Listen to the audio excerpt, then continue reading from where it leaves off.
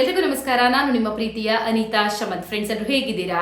Hope ಎಲ್ಲರೂ ಚೆನ್ನಾಗಿದ್ದೀರಾ ಅಂತ ಅನ್ಕೊಂಡಿದ್ದೀನಿ. ಸೊ ಎಲ್ಲರೂ ಚೆನ್ನಾಗಿದ್ದೀರಾ ಅಂತ ಅನ್ಕೊಂಡು ಇವತ್ತಿನ ಒಂದು ವಿಡಿಯೋನ ಸ್ಟಾರ್ಟ್ ಮಾಡೋಣ. ಓಕೆ ಫ್ರೆಂಡ್ಸ್, ಇವತ್ತಿನ ವಿಡಿಯೋ ಏನು ಅಂತ ನೋಡೋದಾದ್ರೆ, ಸೊ ತುಂಬಾ ದಿನ ಆಗೋಗಿತ್ತು ವಿಡಿಯೋ ಮಾಡಿ ಗೃಹಲಕ್ಷ್ಮಿ ಬಗ್ಗೆ. ಸಾಕಷ್ಟು ಜನ ಕಮೆಂಟ್ ಮಾಡ್ತಾನೆ ಇದ್ದೀರಾ, ಅನಿತಾ ನಮ್ಗೆ 19, 20ನೇ ಕಂತಿನ ಹಣ ಬಂದಿಲ್ಲ, ದಯವಿಟ್ಟು 19ನೇ ಕಂತಿನ ಹಣದ್ರ ಬಗ್ಗೆ ವಿಡಿಯೋ ಮಾಡಿ ತಿಳಿಸಿ ಅಂದ್ಬಿಟ್ಟು. ಸೊ ಸದ್ಯಕ್ಕೆ ಯಾವುದೇ ರೀತಿ ವಿಷಯ ಇರಲಿಲ್ಲ. ಸೊ ಹಾಗಾಗಿ ನಾನು ಕೂಡ ನಿಮ್ಮ ಟೈಮ್ನ ನಾನು ಯಾಕೆ ವೇಸ್ಟ್ ಮಾಡಬೇಕು, ಸೊ ನನಗೂ ಕೂಡ ಸಿಕ್ಕಾಪಟ್ಟೆ ಕೆಲಸ ಇರುತ್ತೆ, ಹಾಗಾಗಿ ಯಾವುದೂ ವಿಡಿಯೋ ಮಾಡಕ್ಕೆ ಹೋಗಿರಲಿಲ್ಲ. ಸೊ ತುಂಬ ಜನ ಕೇಳ್ತಾನೆ ಇದ್ರಲ್ಲ 19ನೇ ಕಂತಿನ ಹಣದ್ರ ಬಗ್ಗೆ ಏನಾದರೂ ವಿಡಿಯೋ ಮಾಡಿ, ಏನಾದರೂ ಲೇಟೆಸ್ಟ್ ಆಗಿ ಅಪ್ಡೇಟ್ ಬಂದಿದ್ರೆ ಅಂದ್ರೆ ಅಲ್ವಾ. ಸೊ ಹಾಗಾಗಿ ಖಂಡಿತವಾಗ್ಲೂ ನಿಮಗೋಸ್ಕರನೇ ಇವತ್ತು 19ನೇ ಕಂತಿನ ಹಣದ್ರ ಬಗ್ಗೆ ಕಂಪ್ಲೀಟ್ ಆಗಿ ಕ್ಲಾರಿಟಿಯನ್ನ ಕೊಡ್ತೀನಿ. ಅಂಡ್ 18ನೇ ಕಂತಿನ ಹಣ ಯಾರಿಗಾದ್ರೂ ಬಂದಿಲ್ಲ ಅಂತ ಅಂದ್ರೆ ಇವತ್ತಿನ ವಿಡಿಯೋದಲ್ಲಿ ತಿಳಿಸ್ಕೊಡ್ತೀನಿ.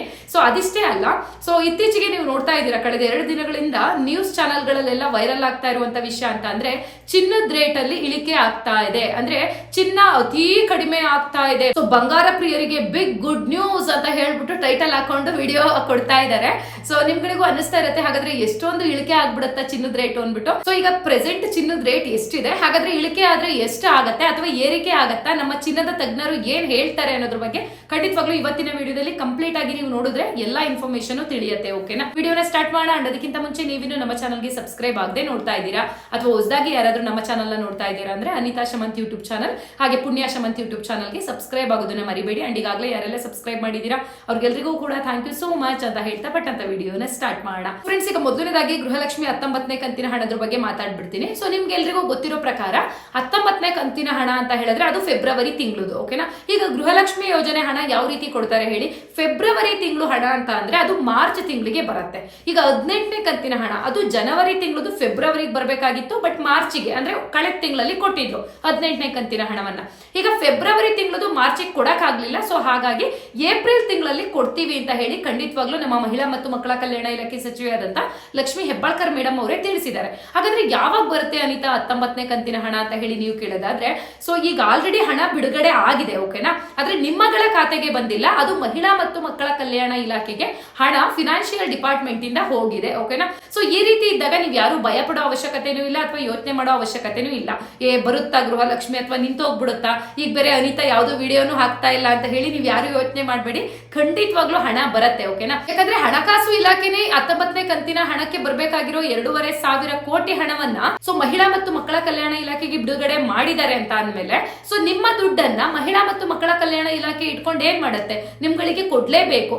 ಆದ್ರೆ ಯಾಕೆ ಮತ್ತೆ ಹಣಕಾಸು ಇಲಾಖೆನೆ ಬಿಡುಗಡೆ ಮಾಡಿದ್ರು ಈ ಮಹಿಳಾ ಮತ್ತು ಮಕ್ಕಳ ಕಲ್ಯಾಣ ಇಲಾಖೆ ಅವ್ರು ಯಾಕೆ ಜನಗಳಿಗೆ ಹಣವನ್ನ ಇನ್ನೂ ನಿಮ್ಮ ಖಾತೆಗಳಿಗೆ ಹಾಕಿಲ್ವಲ್ಲ ಅಂತ ಹೇಳಿ ನೀವು ಕೇಳೋದಾದ್ರೆ, ಸೊ ನಿಮಗೆ ಗೊತ್ತಿದೆ 18ನೇ ಕಂತು 17ನೇ ಕಂತು ಎರಡು ಒಟ್ಟೊಟ್ಟಿಗೆ ಒಂದೇ ತಿಂಗಳಲ್ಲಿ ಬಂದ್ಬಿಡ್ತು. ಸೊ ನಿಮ್ಗಳಿಗೆ ಬಂದಿರೋರ್ಗೇನೋ ಬಂದಿದೆ, ಆದ್ರೆ ಇಲ್ಲಿ 90% ಜನಗಳಿಗೆ ಬಂದು ಇನ್ನು 10% ಜನಗಳಷ್ಟು 18ನೇ ಕಂತಿನ ಹಣ ರಿಸೀವ್ ಮಾಡ್ಕೊಂಡೇ ಇಲ್ಲ. ಓಕೆನಾ? ಅವ್ರಗಳಿಗೂ ಕೂಡ ಹಾಕ್ಬೇಕಲ್ವಾ 18ನೇ ಕಂತಿನ ಹಣ.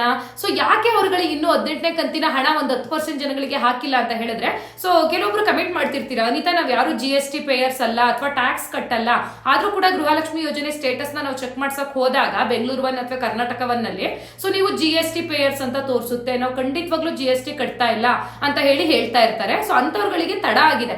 ಅದು ಏನಾಗಿದೆ ಅಂದ್ರೆ ಒಂಥರ ಎರರ್ ಮೆಸೇಜ್ ತರ. ಪಾಪ ಜನಗಳದಿಲ್ಲ ಏನು ತಪ್ಪಿಲ್ಲ, ಪಾಪ ಜನಗಳು ಯಾಕೆ ಏನಕ್ಕೆ ನಮಗೆ GST ತೋರಿಸ್ತಾ ಇದೆ ಅಂತ ಕನ್ಫ್ಯೂಷನ್ ಆಗ್ತಾ ಇದ್ದೀರಾ. ಇದು ನಿಮ್ಮ ತಪ್ಪಲ್ಲ, ಸರ್ಕಾರದ್ದೇ ತಪ್ಪು. ಇಂಥವ್ರಗಳಿಗೆ ನ್ಯಾಯ ಕೊಡ್ಸೋದು ಯಾರು ಹಂಗಾದ್ರೆ?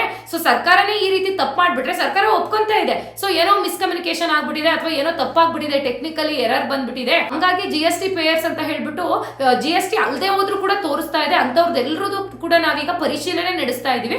ಅಂತವ್ರದ್ದೆಲ್ಲರದು ಸರಿ ಮಾಡ್ಬಿಟ್ಟು ಈ ಏಪ್ರಿಲ್ 10 ಅಥವಾ 15ನೇ ತಾರೀಕು ಒಳಗಡೆ ನಿಮ್ದು ಯಾರ್ಯಾರೆಲ್ಲ GST ಪೇಯರ್ಸ್ ಅಲ್ದಿದ್ರು ಯಾರಿಗೆಲ್ಲ ತೋರಿಸ್ತಾ ಇದೆ ನೀವು GST ಪೇಯರ್ಸ್ ಅನ್ಬಿಟ್ಟು, ಸೊ ಎಲ್ರಿಗೂ ಕೂಡ 18ನೇ ಕಂತನ್ನ ಮತ್ತೆ ಬಿಡುಗಡೆ ಮಾಡ್ತೀವಿ ಅಂತ ಹೇಳ್ತಾ ಇದ್ದಾರೆ. ಸೊ ಸರ್ಕಾರನೇ ಈ ರೀತಿ ತಪ್ಪಾಗಿ ನಡ್ಕೊಂಡ್ಬಿಟ್ರೆ ನಮ್ಮಂತ ಜನಗಳು ಏನು ಗೊತ್ತೇ ಇರಲ್ಲ. ಈಗ ಹಳ್ಳಿ ಜನಗಳು ಹಳ್ಳಿ ಮುಕ್ಕ ಉಳ್ಳಿ ಸಾರು ಅನ್ನಂಗ್ ಇರ್ತೀವಿ ನಾವು. ನಮ್ಮಂತ ಹಳ್ಳಿ ಜನಗಳು ಯಾರಿಗ ಹೋಗಿ ನ್ಯಾಯ ಕೇಳೋದು, ಯಾರಿಗ ಹೋಗಿ ಮೀಟ್ ಮಾಡೋದು? ಸುಮ್ನೆ ನಾವು ಈಗ ನಮಗೆ ಗೊತ್ತಿರೋ ಇನ್ಫಾರ್ಮೇಶನ್ ನಾನು ಜನಗಳಿಗೆ ತಿಳಿಸ್ತಾ ಇರ್ತೀನಿ. ಈಗ ನಮ್ ತರ ಒಂದ್ ವಿಡಿಯೋನು ಕುತ್ಕೊಂಡು ಯಾರು ಮಾಡ್ಲಿಲ್ಲ ಈ ಗೃಹಲಕ್ಷ್ಮಿ ಬಗ್ಗೆ ಅಂತ ಅಂದ್ರೆ ಅವ್ರಿಗೆ ತಿಳಿಯೋದಾದ್ರೂ ಹೇಗೆ? ಈ ಮಹಿಳಾ ಮತ್ತು ಮಕ್ಕಳ ಕಲ್ಯಾಣ ಇಲಾಖೆಗೆ ಹೋದ್ರು ಸರಿಯಾಗಿ ರೆಸ್ಪಾನ್ಸೇ ಮಾಡಲ್ಲ ಜನಗಳಿಗೆ. ದಯವಿಟ್ಟು ಯಾರ್ದೆಲ್ಲ 17, 18 ಕೆಲವೊಬ್ರು ಹೇಳ್ತಾರೆ ಮೇಡಮ್ ನನಗೆ ಬಂದಿದ್ದೇ ಬರೀ 4-5 ತಿಂಗಳು ಗೃಹಲಕ್ಷ್ಮಿ, ಅದಾದ್ಮೇಲೆ ಬಂದೇ ಇಲ್ಲ ಅನ್ಬಿಟ್ಟು ಅವ್ರದ್ದೇನು ತಪ್ಪೇ ಇರೋದಿಲ್ಲ. ಸರ್ಕಾರ ನೀವು ಟೆಕ್ನಿಕಲ್ ಎರರ್ ಇಟ್ಕೊಂಡ್ಬಿಟ್ಟು ಜನಗಳಿಗೆ ದುಡ್ಡು ಹಾಕ್ಲಿಲ್ಲ ಅಂತ ಅಂದ್ರೆ ಸೊ ಪ್ರತಿದಿನ ಪಾಪ ಬಂತ, ನನ್ಗೆ ಹಣ ಬಂತ, ಪಕ್ಕದ ಮನೆಯವ್ರಿಗೆ ಬಂತು, ನಮ್ ನೆಂಟ್ರಿಗೆ ಬಂತು, ಇಲ್ಲೇನೋ ಯೂಟ್ಯೂಬ್ ಚಾನಲ್ ಅಲ್ಲಿ ಅಲ್ಲೇ 19ನೇ ಕಂತು ಬಿಡುಗಡೆ ಅಂತಿದ್ದಾರೆ ಅಂತ ಹೇಳಿ ತುಂಬಾ ನೋವು ಪಡ್ತಾರೆ. ನಮಗ್ ಬರ್ಲಿಲ್ಲ, ಇದು ಸರ್ಕಾರದ ದುಡ್ಡು ಅಂದಾಗ ಎಲ್ರಿಗೂ ಬರ್ಲೇಬೇಕು. ನೀವೇ ಹೇಳಿದ್ರಿ ಅಲ್ವಾ, BPL ಕಾರ್ಡ್ದಾರರು, APL ಕಾರ್ಡ್ದಾರರು GST ಒಂದ್ ಬಿಟ್ಬಿಟ್ಟು ಎಲ್ರಿಗೂ ಕೊಡ್ತೀವಿ ಅನ್ಬಿಟ್ಟು ಇವತ್ತು 90% ಜನಗಳಿಗೆ ಕೊಟ್ಟಿದೀವಿ, ಇನ್ 10% ಜನಗಳಿಗೆ ಕೊಟ್ಟಿಲ್ಲ ಅಂತ ಅಂದ್ರೆ ಯಾವ ನ್ಯಾಯ? ಆದಷ್ಟು ಬೇಗ ಯಾರ್ಯಾರಿಗೆಲ್ಲ 18ನೇ ಕಂತಿನ ಹಣ ಬಂದಿಲ್ವೋ ಸೊ ನೀವು ಹೇಳಿದೀರಾ 10-15ನೇ ತಾರೀಕು ಒಳಗಡೆ ಕೊಟ್ಬಿಡ್ತೀವಿ 18ನೇ ಕಂತು ಅಂತ, ದಯವಿಟ್ಟು ಕೊಡಿ ಅಂತಾನೆ ನಾವು ಕೂಡ ನಮ್ಮ ವಿಡಿಯೋ ಮುಖಾಂತರ ಕೇಳ್ಕೊತೀವಿ. ಸೊ ಯಾರಿಗೆಲ್ಲ ಬಂದಿಲ್ಲ ಅಂತ ಕಮೆಂಟ್ ಮಾಡ್ತಿದ್ರಿ, ಭಯ ಪಡ್ಬೇಡಿ, 15ನೇ ತಾರೀಕು ಒಳಗಡೆ ಏನೋ ಸರಿ ಮಾಡ್ಬಿಟ್ಟು ಕೊಡ್ತಾರಂತೆ. ಸೊ ಇದಾದ್ಮೇಲೆ 19ನೇ ಕಂತಿನ ಹಣ ಓಕೆನಾ ಏಪ್ರಿಲ್ 2ನೇ ವಾರದಲ್ಲಿ ನಾವು ಬಿಡುಗಡೆ ಮಾಡ್ತೀವಿ ಅಂತ ಹೇಳಿ ಸ್ವತಃ ಲಕ್ಷ್ಮಿ ಹೆಬ್ಬಾಳ್ಕರ್ ಮೇಡಮ್ ಅವರೇ ತಿಳಿಸಿರುವಂತದ್ದು. ಸೊ ಹಾಗಾಗಿ ಇದೇ ತಿಂಗಳು ನಿಮ್ಗೆ ಡೇಟ್ ಇನ್ನೂ ಫಿಕ್ಸ್ ಆಗಿಲ್ಲ. ಸೊ ನೀವು ವಿಡಿಯೋ ಮಾಡಿ ಅನಿತಾ, ವಿಡಿಯೋ ಮಾಡಿ ತುಂಬಾ ದಿನ ಆಯ್ತು ಅಂತಿದ್ರಿ. ಮೇ ಬಿ ನಿಮಗೆ ನನ್ನನ್ನೇನಾದ್ರೂ ನೋಡಂಗಾಗಿತ್ತಾ ಅಂತ, ನನಗೂ ಕೂಡ ನಿಮ್ಗೆ ನೋಡಂಗಾಗಿತ್ತು ಆದ್ರೆ ನಿಮ್ಮ ಕಮೆಂಟ್ ಗಳನ್ನ ಓಕೆನಾ ನೇರವಾಗಿ ನೋಡಕ್ಕಾಗಲ್ಲ ಅಲ್ವಾ, ತುಂಬಾ ದಿನ ಆಗಿತ್ತಲ್ಲ, ಹಂಗಾಗಿ ಇವತ್ತು ವಿಡಿಯೋ ಮಾಡ್ತಾ ಇದ್ದೀನಿ. ಸೊ ಖಂಡಿತ ಬರುತ್ತೆ 2ನೇ ವಾರ ಅಂತಂದ್ರೆ ಮೇ ಬಿ ಒಂದು 10ನೇ ತಾರೀಕು ಮೇಲೆ ಓಕೆನಾ 10ನೇ ತಾರೀಕು ಮೇಲೆ 15ನೇ ತಾರೀಕು ಒಳಗಡೆ ಒಂದು ಡೇಟ್ ಫಿಕ್ಸ್ ಆಗುತ್ತೆ. 19ನೇ ಕಂತಿನ ಹಣ ಇವತ್ತಿನ ದಿನ ಬಿಡುಗಡೆ ಮಾಡ್ತಾ ಇದೀವಿ ಅಂದ್ಬಿಟ್ಟು. ಸೊ ಖಂಡಿತವಾಗ್ಲೂ ಅದು ಬಿಡುಗಡೆ ಆಗಿದ ತಕ್ಷಣ ಮತ್ತೆ ಇದೇ ತಿಂಗಳಲ್ಲಿ ನಾನು ವಿಡಿಯೋ ಮಾಡಿ ತಿಳಿಸ್ತೀನಿ ಓಕೆನಾ. ಅಂಡ್ 20ನೇ ಕಂತಿನ ಹಣ ಕೆಲವೊಬ್ರು ಕೇಳ್ತಾ ಇದ್ದೀರಾ, ಇಲ್ಲ 19ನೇ ಕಂತಿನ ಹಣನೇ ಬಂದಿಲ್ಲ, ಇನ್ನು 20ನೇ ಕಂತಿನ ಹಣದ್ರ ಬಗ್ಗೆ ನಾನು ಏನ್ ಹೇಳಿ ಇದಿಷ್ಟು ಗೃಹಲಕ್ಷ್ಮಿ ಬಗ್ಗೆ ನಿಮಗೆ ಗೊತ್ತಾಯ್ತಲ್ವಾ. ಅಂಡ್ ಕೆಲವೊಬ್ರು ಕೇಳ್ತಾ ಇದ್ರಿ ಅನಿತಾ ಈಗ ಹೊಸದಾಗಿ ನಾವು ಅಪ್ಲಿಕೇಶನ್ ಹಾಕಿದೀವಿ ನಮ್ಗಳಿಗೆ ಯಾವಾಗ ಬರುತ್ತೆ ಅನ್ಬಿಟ್ಟು. ಸೊ ಸದ್ಯಕ್ಕೆ ಅವ್ರುಗಳನ್ನು ಹಂಗೆ ಹೋಲ್ಡ್ ಮಾಡ್ಬಿಟ್ಟಿದ್ದಾರೆ. ಪಾಪ 3-4 ತಿಂಗಳಿಂದ ಯಾರ್ಯಾರೆಲ್ಲ ಅರ್ಜಿ ಹಾಕಿದ್ರಿ ಯಾರಿಗೂ ಕೂಡ ಹಣವನ್ನ ಹಾಕೇ ಇಲ್ಲ. ಹೊಸದಾಗಿ ಅರ್ಜಿಯನ್ನ ಹಾಕಿರೋರ್ಗೆ ದಯಮಾಡಿ ನೀವು ಹೇಳಿದ್ರಿ ಅಲ್ವಾ, ಎನಿ ಟೈಮ್ ಗೃಹಲಕ್ಷ್ಮಿ ಯೋಜನೆಗೆ ಅರ್ಜಿಯನ್ನ ನೀವು ಯಾವಾಗ ಬೇಕಾದ್ರೂ ಹಾಕ್ಬೋದು ಅಂದ್ಬಿಟ್ಟು ಸರ್ಕಾರದಿಂದ, ಮತ್ತೆ ಯಾವಾಗ ಬೇಕಾದ್ರೂ ಹಾಕ್ಬೋದು ಅಂದ್ರೆ ಕಳೆದ 4 ತಿಂಗಳ ಹಿಂದೆ ಹಾಕಿರೋರ್ಗೆ ಯಾಕೆ ಮತ್ತೆ ನೀವು ಹಣ ಕೊಟ್ಟಿಲ್ಲ, ದಯಮಾಡಿ ಅವ್ರಿಗೂ ಕೊಡಿ ಅಂತಾನೆ ನಾವು ಕೂಡ ಕೇಳ್ಕೊತೀವಿ. ಓಕೆ ಫ್ರೆಂಡ್ಸ್, ಈಗ ಗೃಹಲಕ್ಷ್ಮಿ ಯೋಜನೆ ಬಗ್ಗೆ ನಿಮ್ಗೆ ಗೊತ್ತಾಯ್ತು. ಸೊ ನೆಕ್ಸ್ಟ್ ನೋಡೋದಾದ್ರೆ ಚಿನ್ನದ ಬಗ್ಗೆ ಮಾತಾಡ್ಬಿಡ್ತೀನಿ. ಸೊ ಸಿಕ್ಕಾಪಟ್ಟೆ ಜನ ಪಾಪ ನಮ್ಮ ವಿಡಿಯೋದಲ್ಲಂತೂ ಕಮೆಂಟ್ ಮಾಡೋದಿದ್ದೇನೆ, ಅನಿತಾ ಮೋದಿಜಿ ಅವ್ರಿಗಾದ್ರೂ ನೀವಾದ್ರೂ ತಿಳಿಸಬಾರ್ದ? ನಿಮ್ಗೆಲ್ರಿಗೂ ಗೊತ್ತಿರೋ ಪ್ರಕಾರ ದಿನೇ ದಿನೇ ಚಿನ್ನದ ರೇಟ್ ಅಂತೂ ಗಗನಕ್ಕೆ ಏರ್ತಾ ಇದೆ, ಇಳಿಕೆ ಅಂತೂ ಆಗ್ತಾ ಇಲ್ಲ. ಸೊ ಈಗ ಪ್ರೆಸೆಂಟ್ ಎಷ್ಟಪ್ಪ ರೇಟ್ ಇದೆ ಅಂದ್ರೆ 8,225 ರೂಪಾಯಿ ಇದೆ ಇವತ್ತಿನ ದಿನ. 28 ಅಲ್ವಾ date, 8,200 ಅನ್ಕೊಂಡ್ಬಿಡೋಣ. 1 ಗ್ರಾಮ್ಗೆ GST, making charges, wastage ಏನು ಅಲ್ದಲೆ ಬರೀ 1 ಗ್ರಾಮ್ ಚಿನ್ನ 8,200 ರೂಪಾಯಿ ಇದೆ ಓಕೆನಾ. ಅದಕ್ಕೆ ಮೇಕಿಂಗ್ ಚಾರ್ಜಸ್, ವೇಸ್ಟೇಜು, ಆಮೇಲೆ ಇನ್ನೇನು GST 3% ಇದೆಲ್ಲ ಕೂಡ್ಕೊಂಡ್ರೆ ಮಿನಿಮಮ್ ಅಂದ್ರು 10,500 ರೂಪಾಯಿ 1 ಗ್ರಾಮ್ ಚಿನ್ನ ಆಗತ್ತೆ. ಸೊ ಇವತ್ತಿನ ಕಾಲದಲ್ಲಿ 1 ಗ್ರಾಮ್ಗೆ ಏನ್ ಬರುತ್ತೆ, ಮಕ್ಕಳಿಗೆ ಹುಟ್ಟಿದ ಮಕ್ಕಳಿಗೆ ಒಂದು ಕೊಂಡ್ಲು ಚುಚ್ಚಕ್ಕೂ 1 ಗ್ರಾಮ್ ಬರೋದಿಲ್ಲ. ಸೊ ನಮ್ಮಂತ ಬಡ ಜನಗಳು ಚಿನ್ನ ತಗೊಳಂಗೆ ಇಲ್ಲ ಅನ್ನಂಗ್ ಮಾಡ್ಬಿಟ್ಟಿದ್ದಾರೆ ಈ ಸರ್ಕಾರ. ಸೊ ಇವಾಗೇನೋ ಸಿಕ್ಕಾಪಟ್ಟೆ ವೈರಲ್ ಆಗ್ತಾ ಇದೆ ನ್ಯೂಸ್, ಏನೋ ಚಿನ್ನದ ರೇಟು ಭಾರಿ ಇಳಿಕೆ ಆಗ್ತಾ ಇದೆ ಅಂತ ಹೇಳ್ಬಿಟ್ಟು. ಯಾವ ಇಳಿಕೆನೂ ಆಗ್ತಾ ಇಲ್ಲ. ಸೊ ಆಗ್ತಾ ಇರೋದು ಎಷ್ಟು, 100 ರೂಪಾಯಿ ಅಥವಾ 200 ರೂಪಾಯಿ. ಸೊ ಇಲ್ಲಿ ಟಿವಿ ನ್ಯೂಸ್ ಅವರು ಯಾವ ತರ ಹೇಳ್ತಾ ಇದಾರೆ ಅಂದ್ರೆ ಏನೋ 8,000 ರೂಪಾಯಿ ಇರೋತ್ತೊಂದು 5,000 ರೂಪಾಯಿ ಕೂರಿಸ್ಬಿಟ್ರೇನೋ, ಅಥವಾ 8,000 ರೂಪಾಯಿ ಇರೋದನ್ನ 6,000 ತಂದ್ಬಿಟ್ರೇನೋ ಅನ್ನೋ ರೇಂಜ್ಗೆ ಭರ್ಜರಿ ಗುಡ್ ನ್ಯೂಸ್ ಮಧ್ಯಮ ವರ್ಗದ ಕುಟುಂಬದವರಿಗೆ ಅಥವಾ ಬಡ ಜನಗಳಿಗೆ ಬಂಪರ್ ಆಫರ್. ಚಿನ್ನದ ರೇಟು ತುಂಬಾ ಕಡಿಮೆ ಆಗ್ತಾ ಇದೆ. ಈಗ ಯಾರು ಚಿನ್ನ ತಗೋಬೇಡಿ, ಇನ್ ಮುಂದೆ ಚಿನ್ನದ ರೇಟ್ ಕಡಿಮೆ ಆಗುತ್ತೆ ಅವಾಗ ತಗೊಳ್ಳೋರಂತೆ ಅಂತ ಹೇಳ್ಬಿಟ್ಟು ನ್ಯೂಸ್ ಕೊಟ್ಟಿದ್ದು ಖಂಡಿತವಾಗ್ಲೂ ಇಲ್ಲ. ಈಗ ತಾನೇ ರೀಸೆಂಟ್ ಆಗಿ ಚಿನ್ನಕ್ಕೆ ಸಂಬಂಧಪಟ್ಟಂತ ತಜ್ಞರು ಕೂಡ ಮಾತಾಡಿದ್ದಾರೆ. ಈಗ ಷೇರು ಮಾರುಕಟ್ಟೆ ಇದು ತುಂಬಾ ಕುಸಿತ ಕಾಣ್ತಾ ಇದೆ, ಅದರಿಂದ ಏನಾದ್ರೂ ಚಿನ್ನನೂ ಏನಾದ್ರೂ ಕುಸಿತಗೊಳ್ಳುತ್ತಾ ಅಂತ ಕೇಳೋದಾದ್ರೆ ಅವ್ರು ಅದನ್ನೇ ಮಾತಾಡಿದ್ದಾರೆ. ಖಂಡಿತವಾಗ್ಲೂ ಚಿನ್ನಕ್ಕೆ ಈಗ ಏನ್ ವ್ಯಾಲ್ಯೂ ಇದೆಯೋ ಅಷ್ಟೇ ಇನ್ನು ಮುಂದೆ ಜಾಸ್ತಿ ಆಗುತ್ತೋ ಹೊರತು ಕಡಿಮೆ ಆಗೋದಿಲ್ಲ ಅಂತ ಹೇಳ್ಬಿಟ್ಟು ತಜ್ಞರೇ ತಿಳಿಸಿರುವಂತದ್ದು. ಸೊ ಕಡಿಮೆ ಆದ್ರೂ ಕೂಡ ಈಗ ಒಂದು 8,000 9,000 ಆಸುಪಾಸಿನಲ್ಲಿ ಇದೆ ಅಲ್ವಾ, ಅದ್ರಲ್ಲಿ ಒಂದು 300-400 ಅಷ್ಟೇ ಕಡಿಮೆ ಆಗತ್ತೆ. ಹಬ್ಬಬ್ಬ ಮ್ಯಾಕ್ಸಿಮಮ್ ಅಂತ ಅಂದ್ರೆ ಈಗ 8,500 ರೂಪಾಯಿ ಚಿನ್ನ ಇದೆ ಅಂದ್ರೆ 8,000 ರೂಪಾಯಿ ಆಗುತ್ತೆ ಅಷ್ಟೇನೆ. ಅದನ್ನ ಬಿಟ್ಟು 8,000ದಿಂದ 5,000ಕ್ಕೆ ಬರೋದು ಅಥವಾ 8,000ದಿಂದ 6,000 ರೂಪಾಯಿಗೆ ಹೋಗೋದು ಖಂಡಿತವಾಗ್ಲೂ ಆಗೋದಿಲ್ಲ ಅಂತ ಹೇಳಿ ತಿಳಿಸ್ತಾ ಇದ್ದಾರೆ. ಇದನ್ನ ನೋಡ್ತಾ ಇದ್ರೆ ಭರ್ಜರಿ ಗುಡ್ ನ್ಯೂಸ್ ಅಲ್ಲ ಚಿನ್ನದ ಪ್ರಿಯರಿಗೆ, ಭರ್ಜರಿ ಶಾಕಿಂಗ್ ನ್ಯೂಸ್ ಅಂತಾನೆ ಹೇಳ್ಬೋದು. ನಿಜವಾಗ್ಲೂ ಇವತ್ತಿನ ಕಾಲದಲ್ಲಿ ಮದ್ವೆ ಮಾಡ್ಬೇಕು ಅಂದ್ರೆ 100 ಗ್ರಾಮ್ ಆದ್ರೂ ಒಡವೆ ಬೇಡವಾ? ಸೊ ಹಿಂದೆ ಎಲ್ಲ ನಮ್ಮ ತಾತ ಅಜ್ಜಿ ಅವ್ರ ಕಾಲದಲ್ಲಿ 1/4 kg, ಅರ್ಧ kg, 1 kg ಚಿನ್ನ ಮಾಡಿ ಮದ್ವೆ ಮಾಡ್ತಾ ಇದ್ರು. ಇವಾಗ ನಮ್ಮ ಮಕ್ಳ ಕಾಲಕ್ಕೆ ನಾವ್ ಏನ್ ಮಾಡ್ಬೇಕು ಹೇಳಿ, ಬರೀ 100 ಗ್ರಾಮ್ ಚಿನ್ನ ಮಾಡ್ಸಕ್ಕಾಗಲ್ಲ.